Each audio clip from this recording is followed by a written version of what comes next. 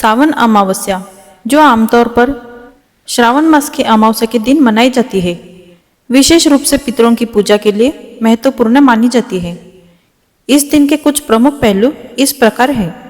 इस दिन लोग अपने पूर्वजों और पितरों की आत्मा की शांति और आशीर्वाद प्राप्त करने के लिए विशेष पूजा और तर्पण यानी कि पानी अर्पित करने की विधि करते हैं। यह विश्वास होता है कि इस दिन पितर विशेष रूप से अपने संतान के लिए आशीर्वाद देने के लिए धरती पर आते हैं। सावन अमावस्या पर श्राद्ध कर्म करने से पितरों की आत्मा को शांति मिलती है और वे अपने परिवार के प्रति खुश रहते हैं। यह दिन पितरों की आत्मा की तृप्ति के लिए विशेष रूप से अनुकूल माना जाता है। इस दिन ब्राह्मणों को भोजन कराने, दान देने और पुण्य कार्य करने का विशेष महत्व है। इससे पितरों की कृपा प्राप्त होती है और परिवार में सुख समृद्धि बढ़ती है। धार्मिक ग्रंथों और मान्यताओं के अनुसार इस दिन पितरों की पूजा करने से जीवन में समस्याओं और संकटों का निवारण होता है और परिवार की खुशहाली बनी रहती है। इस प्रकार सावन अमावस्या पितरों के प्रति श्रद्धा और उनके आशीर्वाद को प्राप्त करने का एक महत्वपूर्ण अवसर होती है। इसी दिन हरियाली अमावस्या भी मनाई जाती है। हरियाली अमावस्या का व्रत हिंदू धर्म में विशेष महत्व रखता है। यह व्रत विशेष रूप से सावन मास की अमावस्या को मनाया जाता है, जो वर्षा ऋतु की समाप्ति और फसलों के उगने के समय का संकेत है। इस दिन विशेष रूप से पेड़ पौधों की पूजा और वृक्षारोपण का महत्व है। इस दिन व्रत करने और पूजा करने से मनुष्य के पाप नष्ट होते हैं और वह मानसिक शांति प्राप्त करता है। धार्मिक ग्रंथों के अनुसार इस दिन वृक्षों की पूजा करने से भगवान प्रसन्न होते हैं और व्यक्ति को सुख समृद्धि प्राप्त होती है। हरियाली अमावस्या का व्रत करने की विधि सरल है, लेकिन इसके लिए पूरी श्रद्धा और ध्यान की आवश्यकता होती है। निम्नलिखित विधियों का पालन करके इस व्रत को विधिपूर्वक किया जा सकता है। व्रत के दिन सुबह जल्दी उठकर स्वच्छता का ध्यान रखें, स्नान करें और स्वच्छ वस्त्र पहने। घर के पूजा स्थल को साफ करें। पूजा स्थल पर एक चादर बिछाकर भगवान की तस्वीर या मूर्ति रखें। इस दिन एक पौधा या वृक्ष लगाना अनिवार्य होता है। ध्यान दें कि पौधे को अच्छे से लगाएं और उसकी उचित देखभाल करें।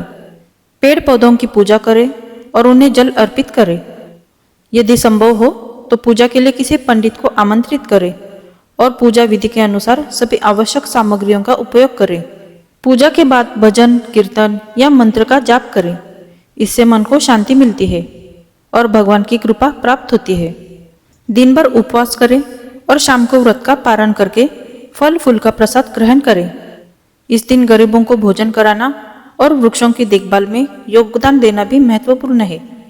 यह दिन विशेष रूप से पितरों की पूजा और तर्पण के लिए महत्वपूर्ण माना जाता है। इस दिन को पितृ अमावस्या भी कहा जाता है। सावन अमावस्या पर लोग अपने पूर्वजों की आत्मा की शांति के लिए पूजा अर्चना करते हैं और उन्हें तर्पण अर्पित करते हैं। इसके अलावा इस दिन पवित्र नदियों में स्नान करने का भी महत्व है, क्योंकि ऐसा माना जाता है कि इससे पापों को मुक्ति मिलती है और पुण्य की प्राप्ति होती है। तो आइए अब सुनते हैं हरियाली अमावस्या की व्रत कथा। प्राचीन काल में एक गांव में एक गरीब किसान रहता था। उसकी एकमात्र खेती थी, लेकिन कई वर्षों से उसकी फसलें अच्छी नहीं हो रही थी।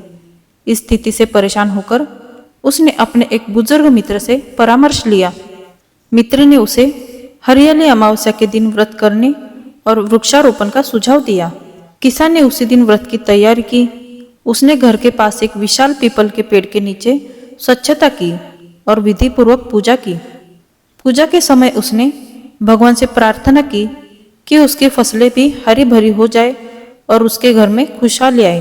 व्रत समाप्त होने के बाद किसान ने गांव के अन्य लोगों को भी वृक्षारोपण के महत्व के बारे में बताया और सभी ने मिलकर गांव में विभिन्न प्रकार के पौधे लगाए।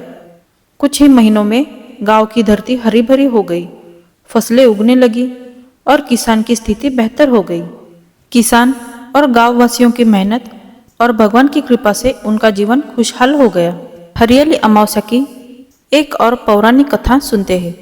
एक समय की बात है, राजा महल में अपने परिवार के साथ सुखपूर्वक निवास किया करता था। उसका एक पुत्र था। जिसकी शादी हो चुकी थी।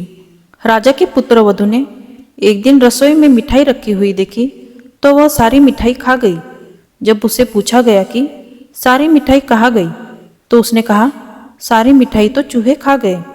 पुत्रवधू की यह बात चूहों ने सुन ली और वे इस गलत आरोप को सुनकर अत्यंत क्रोधित हुए। इसके बाद उन्होंने राजा की बहू को सबक सिखाने का निश्चय कर लिया। कुछ दिनों के बाद महल में कुछ मेहमान आए। चूहों ने सोचा कि यह अच्छा मौका है राजा की पुत्रवधू को सबक सिखाने का। बदला लेने के लिए चूहों ने बहू की साड़ी चुराई और उसे जाकर अतिथि के कमरे में रख दी।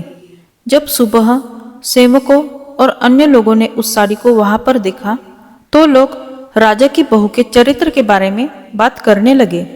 यह बात जंगल में आग की तरह पूरे गांव में फैल गई। जब यह बात राजा के कानों तक पहुंची तो उसने अपनी पुत्रवधू के चरित्र पर शक करते हुए उसे महल से निकाल दिया। राजा की बहू महल से निकलकर एक झोपड़ी में रहने लगी और नियमित रूप से पीपल के एक वृक्ष के नीचे दीपक जलाने लगी। इसके साथ ही वह पूजा करके गुड़धाने का भोग लगाकर लोगों में प्रसाद वितरित करने लगी। इस प्रकार कुछ दिन बीत जाने के बाद एक दिन राजा उस पीपल के पेड़ के पास से गुजरे जहां उनकी बहू हमेशा दीपक जलाया करती थी। इस दौरान उनका ध्यान उस पेड़ के आसपास जगमगाती रोशनी पर गया। राजा इसे देखकर चकित रह गए। महल में वापस आने के बाद उन्होंने अपने सैनिकों से उस रोशनी के रहस्य का पता लगाने के लिए कहा। सैनिक राजा की बात मानकर उस पेड़ के पास चले गए। वहां पर उन्होंने देखा कि दीपक आपस में बात कर रहे थे। सभी दीपक अपनी अपनी कहानी बता रहे थे।